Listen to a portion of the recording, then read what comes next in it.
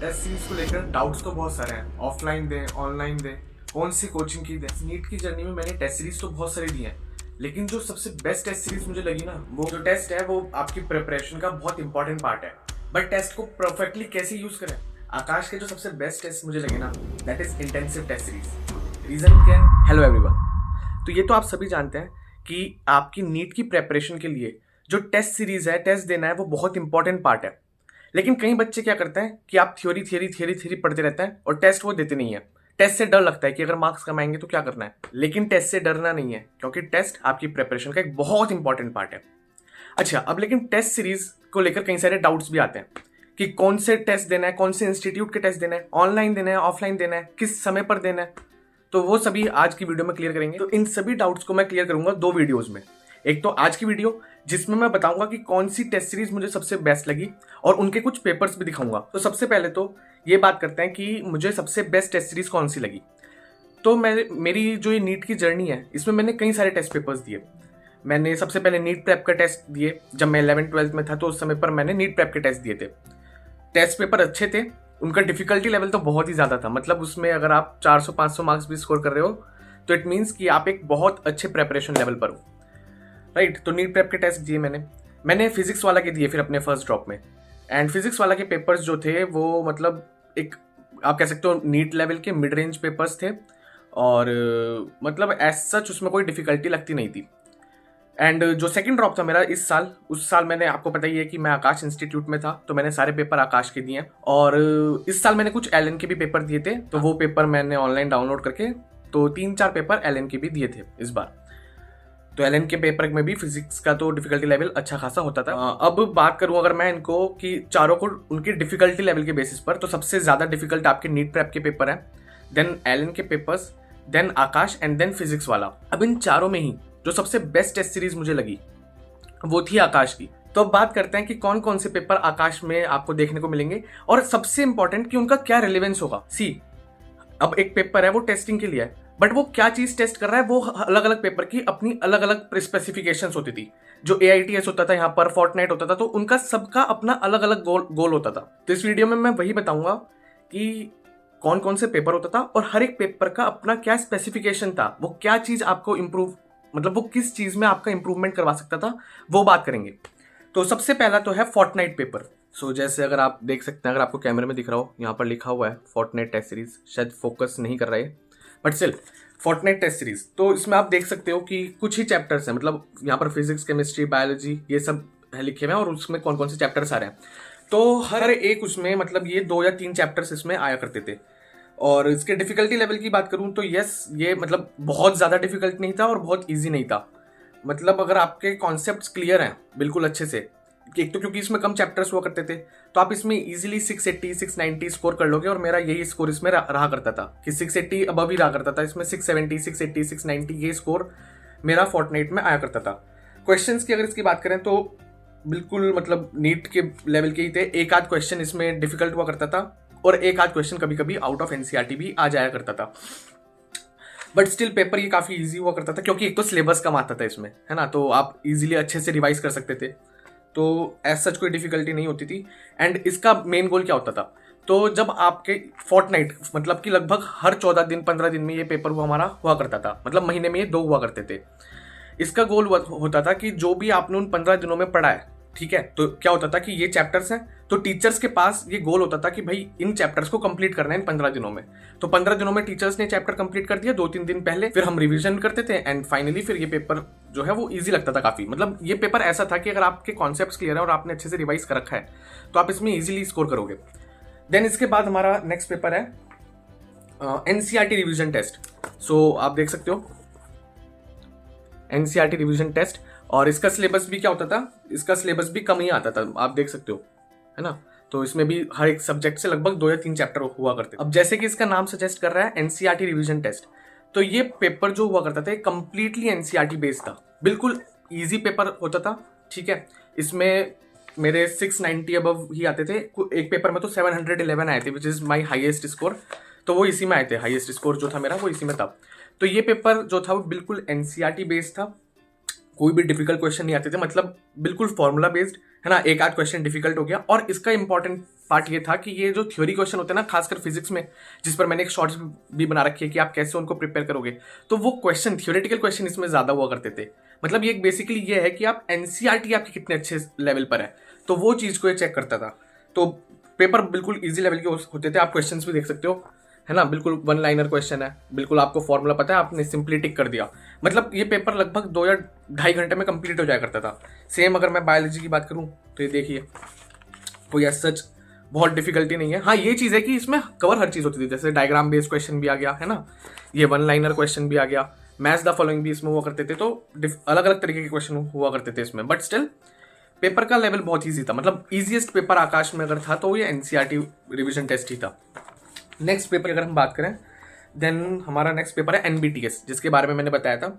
तो ये एनबीटीएस कब होता था, तो जब हमारे 3-4 फोर्टनाइट टेस्ट हो जाया करते थे, तो उसके बाद होता था हमारा एनबीटीएस। मतलब ये लगभग 3 या 4 महीने में एक बार होता था। और इसमें आप सिलेबस भी देखो, ये लगभग हर एनबीटीएस में 30 के आसपास चैप्टर्स आया करते थे।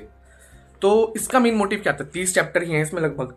तो हमारे 3-4 एनबीटीएस हुए थे, उन 3-4 एनबीटीएस में हमारा पूरा 11th और 12th कवर्ड था। तो इसका मेन गोल होता था कि आपने जो भी 3-4 महीने में पढ़ा है, अब जो चीज आपने 3-4 महीने पहले पढ़ी है तो आप भूल सकते हो, तो वो इस पेपर के बहाने आप वो चीज रिवाइज कर लेते थे। तो इसका मेन काम यही था कि ये 3-4 महीने जो आप हो चुके हैं पढ़े हुए, उसको अच्छे से रिवाइज कर लो। तो इसके लिए रिवाइज करने के लिए आपको लगभग 10-15 दिन पहले से बैठना पड़ता था। और डिफिकल्टी लेवल की बात करूं तो डिफिकल्टी लेवल एज सच इसकी भी ज्यादा नहीं थी, राइट।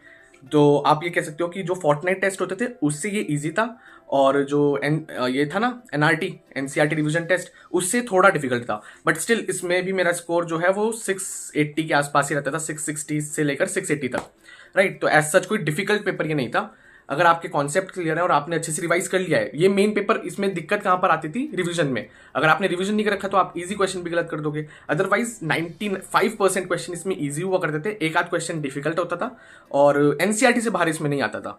सेम एनआरटी में भी जो एनसीईआरटी रिवीजन टेस्ट था, उसमें भी एनसीईआरटी से बाहर नहीं आता था, और इसमें भी एनसीईआरटी से बाहर नहीं आता था। देन नेक्स्ट पेपर की अगर हम बात करें तो फिर ये सबसे main paper AIATS, right. So this is actually the difficult paper, जहां पर आपको एक क्वेश्चन कॉन्सेप्ट को भी वो चेक करता था, साथ में आपने रिवीजन कितना अच्छे से कर रखा है वो चीज भी चेक करता था, और आप कितना अच्छा टाइम मैनेजमेंट कर पा रहे हो वो चीज भी इस पेपर में चेक हुआ करती थी। तो यानी कि ये जो है ओवरऑल सबसे बेस्ट पेपर मैं कहूंगा कि एक ये, और एक इंटेंसिव, मैं उसके बारे में बात करूंगा। तो ये AIATS जो था वो मुझे बहुत अच्छा लगता था। रीजन इज कि इसमें बहुत अच्छे लेवल के क्वेश्चंस हुआ करते थे, टाइम मैनेजमेंट में बहुत ज्यादा, इसका मेन काम तो यही था कि आप टाइम मैनेज कर पा रहे हो नहीं। सी रिवीजन अगर आपने अब रखा है तो आप उन पेपर्स में अच्छा कर लोगे, लेकिन इसमें रिवीजन अगर आपने अच्छा भी कर रखा है ना, उसके बावजूद भी इसमें कुछ इतने ज्यादा लेंथी क्वेश्चंस भी हुआ करते थे जो कि आप सॉल्व कर लोगे अगर आपका कॉन्सेप्ट क्लियर है, लेकिन कैलकुलेशन करना है, ठीक है, उसमें दिमाग लगाना है, तो कुछ अच्छे लेवल के क्वेश्चंस इसमें आते थे। और इस टेस्ट में मेरा स्कोर काफी ज्यादा वेरिएबल रहा। कुछ टेस्ट में इसमें मेरे 680 भी आए, राइट, और कुछ में मेरे 620 630 इस रेंज में भी आए। तो इसमें वेरिएबल रहा, ये समझ लो कि 630 से लेकर 620 630 से लेकर 680 तक मैं इसमें रेंज करता था। और एज यू कैन सी कि इसमें अच्छे खासे क्वेश्चन होते थे, जैसे ये वाला क्वेश्चन है ना, तो इसमें पूछते थे कि लैक्टोज का स्ट्रक्चर क्या है, सुक्रोज का स्ट्रक्चर क्या है, तो वो भूल जाता था मैं। और काफी ज्यादा डीप क्वेश्चंस भी इसमें आते थे, जैसे ये वाला है, अब आपको आयंस के कलर बताने होते हैं। अब बहुत ज्यादा इतने ज्यादा याद नहीं करते हम, लेकिन वो क्वेश्चन भी इसमें पूछ लेते थे। सिमिलरली बायोलॉजी के लिए अगर बात करें तो अच्छे खासे आप देख सकते हो लेंथी क्वेश्चन है इसमें ऐसे नहीं है कि आपने पढ़ा और टिक कर दिया। आपको काफी ज्यादा स्टेटमेंट्स इसमें देखने को मिलेंगी, मैच द फॉलोइंग इसमें काफी ज्यादा देखने को मिलेंगे, ठीक है। और दूसरी चीज, इसमें गलत क्या क्या होता था, करेक्ट इनकरेक्ट का, जैसे ये देखो, इसमें एज सच कोई हाईलाइट करके नहीं देते थे, तो यहाँ पर आपको खुद ही हाईलाइट करना है कि ये इनकरेक्ट है। कुछ कुछ में होता था कि हाईलाइट करके दे दिया, बट जनरली इसमें ये गलतियां बहुत होती थी। और इसके ना इस पेपर में एक और बात थी कि ये जो ऑप्शंस बनाते थे, मतलब क्वेश्चन ऐसे लगेगा आपको कि आपने पढ़ा और आप सही ऑप्शन पे टिक कर रहे हो, बट जब आप चौथे आप ऑप्शन को पढ़ोगे तब आपको लगेगा अगर एक करेक्ट आंसर तो ये है। तो इस तरीके का ये पेपर हुआ करता था। तो इसलिए कहूंगा मैं कि ये काइंड ऑफ काफी अच्छा पेपर था। जैसे ये वाला है क्वेश्चन एक जो नीट में भी आया इस बार, राइट। तो इस तरह के क्वेश्चंस इसमें काफी ज्यादा देखने को मिलते थे। तो ये एक ऐसा पेपर नहीं है कि मतलब आपने इसको पढ़ लिया और आपका हो जाएगा। अगर आपके कॉन्सेप्ट क्लियर नहीं है ना, अगर आपको ऐसा नहीं कि आपने फॉर्मूला आते हैं और आप कर लोगे, कभी कभी क्वेश्चन ऐसा होगा कि आपको फॉर्मूला भी आता होगा उसका, बट उस फॉर्मूला को अप्लाई कैसे करना है वो ये पेपर सिखाएगा आपको। तो ये काफ़ी अच्छा पेपर था, और इसमें अगर आपके 650 तक स्कोर आ रहा है ना, तो आप बहुत अच्छे लेवल पर हो इस समय पर, राइट। देन फिर हम बात करते हैं पोल्स की। ये पोल्स हमें कब मिले थे? ये एज सच कोई टेस्ट नहीं है, राइट। ये पोल्स हमारा जब सिलेबस कंप्लीट हो गया था लगभग जनवरी फरवरी के आसपास, तो हमें चैप्टर वाइज मिलते थे। जैसे ये देख सकते हो आप कि ये वाला है फोटोसिंथेसिस का, फोटोसिंथेसिस इन हायर प्लांट्स। तो ये चैप्टर वाइज मिलते थे, एंड इसमें बहुत डिफिकल्ट लेवल के क्वेश्चन होते थे, मतलब आउट ऑफ एनसीईआरटी भी होते थे इसमें, और डिफिकल्ट लेवल के क्वेश्चन भी होते थे। ये टेस्ट नहीं था, ये एक तरीके से आप कह सकते हो कि एक प्रैक्टिस शीट की तरह हमें मिलता था, जिसको मैं रिवाइज करने के बाद देता था। तो जैसे मैंने आपको बताया था कि रिवीजन के लिए बहुत इंपॉर्टेंट है कि मान लो आपको हर एक चैप्टर रिवाइज करना है, तो बाय द एंड जब जनवरी में था, जनवरी के आसपास हमको ये मिले थे, तो मैं क्या करता था कि मैं इंस्टीट्यूट पर ही रुकता था। 2 बजे हमारी क्लासेस खत्म होती थी, उसके बाद मैं इंस्टीट्यूट पर ही रुकता था। जिस भी चैप्टर का पोल मिला उस चैप्टर को वहीं पर बैठ कर रिवाइज करता था और इन पोल्स को सॉल्व करता था। बट उसके बावजूद भी इसमें से मतलब ये समझ लीजिए आप कि 20 क्वेश्चन होते थे पर चैप्टर, और 20 में से 17 या 18 रिविजन करने के बाद भी सही होते थे, 2-3 तब भी गलत हो जाया करते थे। मतलब इसमें बहुत अच्छे लेवल के क्वेश्चन हुआ करते थे। तो ये हमें पूरी मिलती थी। जैसे इसमें ये तो बॉटनी का है, इसके आगे केमिस्ट्री का है, ये केमिस्ट्री का आ गया इसमें, राइट, ये केमिस्ट्री का है, और ऐसी तरीके से फिजिक्स और जूलॉजी, मतलब एक एक चैप्टर हर उससे मिलता था। तो मैं ट्राई करता था कि 2 चैप्टर्स तो रिवाइज करके वहाँ पर ही पोल दे दूँ उसका, और बाकी के 2 चैप्टर्स आके मैं घर पे करता था। और अच्छा, एक चीज़ और इसमें इंटरेस्टिंग मैं बताऊँगा, आपको हर पेपर में देखने को मिलेगी कि मैं ये हाईलाइट करता हूँ, राइट। ये हाईलाइट कर रखा है, ये पिंक से हाईलाइट कर रखा है मैंने। तो ये हाईलाइट क्या है, ठीक है, सेम इसी पेपर में है ना, ये हाईलाइट कर रखे हैं, यहाँ पर ये हाईलाइट कर रखे हैं। मतलब ये हाईलाइट करने की मेरी एक तरीके से मॉक टेस्ट एनालिसिस स्ट्रेटेजी थी। तो ये स्ट्रेटेजी क्या है, इस पर मैं अगली वीडियो में बात करूंगा, बट अभी अगले पेपर के बारे में बात करते हैं। और जो नेक्स्ट पेपर है वो है फाइनल टेस्ट सीरीज, ठीक है। तो ये फाइनल टेस्ट सीरीज कब होती है? जब सिलेबस कंप्लीट हो जाता है, राइट। तो ये शुरू होती है हमारी मार्च में, ठीक है। ये मेरे ख्याल से पहला है, दूसरा पेपर है ये, राइट। 15 मार्च को ये हुआ। तो ये मार्च में शुरू होती है टेस्ट सीरीज, जब आपका सिलेबस कंप्लीट हो जाता है, और ये हर 2 या 3 दिन में पेपर होता है। मतलब आपने ये काइंड ऑफ एक तरीके से रिवीजन के लिए ही है ना, कि आपका आज पेपर है, फिर 2-3 दिन बाद पेपर होगा, फिर 2-3 दिन बाद पेपर होगा, इस तरीके से। और इसके डिफिकल्टी लेवल की बात करूं तो इसका डिफिकल्टी लेवल नीट से थोड़ा ज़्यादा होता था, राइट। तो मतलब अगर आप इसमें स्कोर कर रहे हो अराउंड 620 के करीब, तो नीट में आप 640 650। खैर इस बार तो बिल्कुल ही अलग आया नीट का पेपर, बट जनरल जो ट्रेंड की अगर बात करें तो अगर आप इसमें 620 के आसपास स्कोर कर रहे हो तो आप नीट में 630 640 स्कोर करोगे। तो थोड़े बहुत इसमें डिफिकल्टी लेवल के क्वेश्चन हुआ करते थे, और आउट ऑफ एनसीईआरटी इसमें एज सच नहीं थे। कभी कभार एक आध बाहर क्वेश्चन बाहर से आ गया तो बात अलग है, अदरवाइज इसमें एज सच कोई आउट ऑफ एनसीईआरटी नहीं हुआ करते थे, राइट। तो कुछ ही मतलब ऐसा था इसमें कि हर सब्जेक्ट से 2 या 3 चैप्टर आया करते थे, एंड इस तरीके से वो आपकी पहले 11th कंप्लीट करते थे, देन 12th कंप्लीट करते थे, एंड देन इसके फुल सिलेबस टेस्ट होता था। जैसे ये तो 5 सिलेबस टेस्ट है, इसमें आप देख सकते हो कि हर एक चैप्टर, हर सब्जेक्ट से 2 या 3 चैप्टर है, एंड ये है उसका फुल सिलेबस टेस्ट। ये फुल सिलेबस टेस्ट है। अब आप ये देख सकते हो कि ये वाला मैंने पेपर सॉल्व नहीं कर रखा है, ये हमको घर पे एज अ होम असाइनमेंट मिलता था, और ये मैं क्यों नहीं कर पाया उसका रीजन है अगला paper, and that is intensive test series. See one of the best test series मैं कहूँगा, है ना। मतलब आकाश में भी जैसे एक तो एआई टेस्ट हो गया, और दूसरे नंबर पे मुझे ये इंटेंसिव अच्छी लगती थी। द रीजन इज इसमें आपकी एक तो ये इंटेंसिव सभी के लिए नहीं हुआ करती थी। सबसे पहले तो ये इंटेंसिव थी जो AIATS में कंटिन्यूसली 620 630 640 के अबव स्कोर कर रहा है, ठीक है, उन बच्चों को ये मिलती थी। तो हमारे बैच में जो इंटेंसिव का बैच था उसमें 10-12 बच्चे के करीब थे। तो मतलब पूरे इंस्टीट्यूट में से 11th 12th ड्रॉपर सब मिला के 10-12 बच्चों को ही इसमें एनरोलमेंट मिला था, and I was one of them. तो इस पेपर की एक तो खास बात क्या थी कि इसमें आपको बहुत इजी पेपर से लेके बहुत डिफिकल्ट पेपर मिलेगा।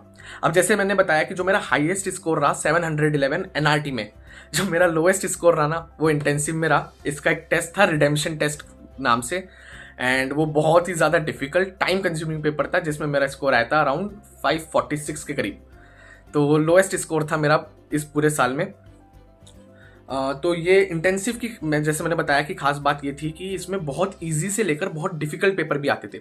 तो ये इंटेंसिव हमारा शुरू हुआ था लगभग मार्च एंड के करीब, लगभग 24-25 मार्च के करीब, जिसमें 5 हमारे PST थे। PST मतलब पार्ट सिलेबस टेस्ट, जिसमें उन 5 पेपर्स के अंदर अंदर उन्होंने पूरी 11th और 12th कंप्लीट कर दी थी। एंड देन उसके बाद हमारे लगभग 20 के करीब थे फुल सिलेबस टेस्ट, और ये रोज होता था। मतलब ये समझ लो कि अप्रैल के महीने में तो हमारा रोज एक पेपर हुआ है, तो ये लगभग रोज होता था ये पेपर। और जैसे ये पेपर हुआ है 11 अप्रैल को, आप देख सकते हो अगर डेट आपको दिख रही है, तो 11 अप्रैल को ये हुआ था पेपर। तो रोज ये पेपर हुआ करते थे हमारे, है ना। और कभी इसमें तो बहुत ही ज्यादा स्कोर फ्लक्चुएट किया, मतलब कभी आ गए 540, कभी 680 चले गए, फिर 600 पे आ गए, फिर 590 के आसपास आ गए।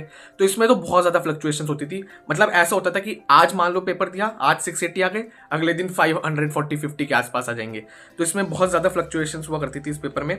द रीजन इज कि कोई पेपर इसका बहुत ईजी होता था, कोई बहुत डिफिकल्ट होता था, कोई बहुत जल्दी हो जाता था 2 ही घंटे में, कोई जिसके लिए कोई पेपर ऐसा था जिसके लिए 3 घंटे भी बहुत कम लगते थे। तो वही चीज है इसका, ये पेपर का मेन वही था कि किसी भी तरीके का अगर नीट का पेपर आ जाए आप उसके लिए रेडी रहो, ये इस पेपर का मेन फोकस था। मतलब अगर ये नहीं होती ना सीरीज तो हो सकता है कि मैं भी पैनिक कर जाता, ऑल्दो थोड़ा बहुत पैनिक हुआ, बट स्टिल, क्योंकि मुझे पता था कि पेपर चाहे इजी आए चाहे पेपर डिफिकल्ट आए, उसको कैसे टैकल करना है। तो वो चीज़ हम सीख चुके थे इंटेंसिव के बच्चे, क्योंकि एक रोज पेपर होता था और नहीं पता होता था कि किस तरीके का पेपर आएगा, डिफिकल्ट आएगा, ईजी आएगा। तो ये समझ लीजिए कि इस टेस्ट ने 30-40 मार्क्स बढ़ाने में बहुत इंपॉर्टेंट रोल प्ले किया है। एंड इसी के बेसिस पर फिर हमको मिलती थी ये CSS कॉन्सेप्ट स्ट्रेंथनिंग शीट, जिसको रेयरली ही कोई बच्चा सॉल्व करता था। मैंने किया है ये वाला, तो खैर इसलिए ब्लैंक है ये, क्योंकि ये वाले 2 मिली थी मुझे ये शीट CSS 3। मैंने इसकी सारी CSS कंप्लीट की हैं। तो ये CSS में क्या होता था कि जो भी क्वेश्चन मेजोरिटी जो जनता थी वो गलत करती थी, वो क्वेश्चन होता था, और उसी टॉपिक पर बेस्ड और 3-4 क्वेश्चन होते थे, सो दैट आपका वो टॉपिक स्ट्रांग हो जाए। जैसे मैं आपको दिखाता हूं कि यहां पर आप देख सकते हो CST 5 question number 23 respiratory organs, यानी कि जो CST 5 हुआ होगा उसमें क्वेश्चन नंबर 23 जो होगा वो रेस्पिरेटरी ऑर्गन्स पर से रिलेटेड होगा, और उसको मेजोरिटी ऑफ द बच्चों ने गलत किया होगा। तो अब जो ये पहला क्वेश्चन है ना, ये वही क्वेश्चन है जो कि CST 5 में आया होगा, और उसी से रिलेटेड फिर रेस्पिरेटरी ऑर्गन से रिलेटेड यहाँ पर आप देख सकते हो कि 2-3 क्वेश्चन और है। तो आप क्या करोगे, इसको करने का तरीका क्या होता था कि आप रेस्पिरेटरी ऑर्गन से, अगर आपका भी गलत हुआ है तो आप क्या करोगे कि आप रेस्पिरेटरी ऑर्गन्स को पढ़ोगे और इन 3-4 क्वेश्चन को कर लोगे, और आपके से वो क्वेश्चन हो जाएंगे। तो इसका मतलब कि अब आपका वो टॉपिक स्ट्रांग है। तो ये बिल्कुल पिन पॉइंट फोकस के लिए था कि भाई आपका ऑलमोस्ट सिलेबस कंप्लीट है, तभी आप CST दे रहे हो, तो आपका सिलेबस कंप्लीट है। अब उस सिलेबस में छोटी छोटी कहां पर उसमें लूप होल्स हैं, उसको फुलफिल करने के लिए ये पेपर, ये मतलब हमें CSS मिलते थे। एंड देन फाइनली जो सबसे लास्ट पेपर था दैट इज प्री नीट, ये AIATS का ही पार्ट है। तो ये देखिए बिल्कुल ये 2 मई को हुआ था, ठीक है, you can see the date. तो 2 मई को हुआ था, एंड इसमें स्कोर भी आप देख सकते हो, कैलकुलेट करके रखा है मैंने 686, राइट। और नीट में तो फिर काफी ज्यादा कम आए मार्क्स, बट स्टिल तो ये इजी पेपर आया था, राइट। एज सच कोई डिफिकल्टी इसमें इतनी थी, मतलब आप कह सकते हो कि नीट से हल्का सा डिफिकल्ट का लेवल था। मतलब जब अगर हम 24 को बेस लाइन पेपर माने तो 24 के पेपर के हिसाब से ये थोड़ा सा डिफिकल्ट था, बट 25 के हिसाब से तो काफी इजी था। 25 का तो पेपर ही कैसा रहा पता नहीं, बट स्टिल तो इसमें 686 मार्क्स स्कोर किए थे मैंने। एंड ये फाइनल पेपर था, मतलब ये 2 मई को हुआ था, 4 तारीख को हमारा पेपर था, एक दिन का हमें ब्रेक दे रखा था एटलीस्ट, थैंक गॉड। और इसका कोई मतलब आपकी टेस्टिंग का लॉजिक नहीं है, ये क्या लॉजिक है, ये पेपर इजी बनाया जाता है सो दैट हर एक बच्चा इसमें अच्छा स्कोर करे एंड वो हाई कॉन्फिडेंस के साथ जाए पेपर में। बट वो नीट में गिर जाए तो बात अलग है, बट स्टिल तो 686 में मार्क्स स्कोर किए थे। तो इसको पेपर देने के बाद मैंने करा क्या था कि मैं घर पर आया, मार्क्स मैच किए, एज सच कोई एनालाइज भी नहीं करा कि यार कौन सा गलत है कौन सा सही है। जो एक आध मैंने देखा कि यार ये वाला गलत है, क्योंकि अब एक दिन में क्या ही कर लेता, तो इसलिए ज़्यादा एनालाइज भी नहीं किया। नहीं तो अगर मान लो कोई इजी टॉपिक का क्वेश्चन गलत हो जाता तो कॉन्फिडेंस डाउन हो जाता है, राइट। तो कुछ थोड़े एक आध क्वेश्चन था जो मतलब जब पेपर में दे रहा था उस समय पे डाउट हुआ, उस क्वेश्चन को देख लिया, उसका सॉल्यूशन देख लिया, बस। और ये एज सच मैंने पढ़ा नहीं। आकाश के जो टेस्ट पेपर है वो आपको इस चीज के लिए रेडी करते हैं कि चाहे किसी भी तरीके का पेपर आए, राइट, आप उसमें अच्छे से परफॉर्म कर सको। This is the main reason. And खासकर इंटेंसिव का तो यही मेन रीजन फोकस था कि किसी भी तरह का पेपर आए, चाहे इजी आए चाहे डिफिकल्ट आए, इजी पेपर आए तो बहुत ज्यादा खुश नहीं होना, डिफिकल्ट पेपर आए तो बहुत ज्यादा पैनिक नहीं होना, वो चीज इस इंटेंसिव टेस्ट सीरीज से हम सीख चुके थे। नाउ अब फाइनली ये बात करते हैं कि टेस्ट सीरीज ऑनलाइन देनी है, अगर आपके पास कोई ऑनलाइन बैच है, या फिर ऑफलाइन देनी है। तो इसमें मैं बिल्कुल आपको स्ट्रिक्टली कहूंगा कि go for offline test series. अगर आप आकाश की ले रहे हो तो आकाश में एक तो AIATS और एक फाइनल टेस्ट सीरीज, जब आपका नीट का पेपर आने वाला होगा 2-3 महीने पहले, तब शुरू होती है मार्च में। तो इन दोनों टेस्ट सीरीज के लिए जाइए। ठीक है, समराइज करते हैं इस वीडियो को। तो इस वीडियो में मैंने बताया कि जो सबसे बेस्ट टेस्ट सीरीज मुझे लगती थी वो आकाश की थी, और उसके कुछ पेपर्स की भी मैंने बात करी, मतलब सारी पेपर्स की बात करी, और उसके मैंने पेपर्स की भी बात कर दी। उसका क्या स्पेसिफिक गोल होता था वो मैंने बता दिया। एंड फाइनली मैंने ये भी बता दिया कि ये हाईली रिकमेंडेड है कि आप एक ऑफलाइन टेस्ट सीरीज के लिए जाइए, और आकाश की हो सके आकाश के लिए जाइए, अदरवाइज जो भी आपको अच्छी लगे आप उसके लिए जा सकते हैं। तो आज के लिए बस इतना ही। इसी वीडियो के पार्ट 2 में बात करेंगे कि कैसे आपको एक मॉक टेस्ट के लिए प्रिपेयर करना है, कैसे उस मॉक टेस्ट का एनालिसिस करना है, और एनालिसिस करने के बाद जो भी आपके वीक पॉइंट्स हैं उनको कैसे सुधारना है। ठीक है, तो ये नेक्स्ट वीडियो में बात करेंगे, और तब तक के लिए आप पढ़ते रहिए। This is Akshat Gupta signing off.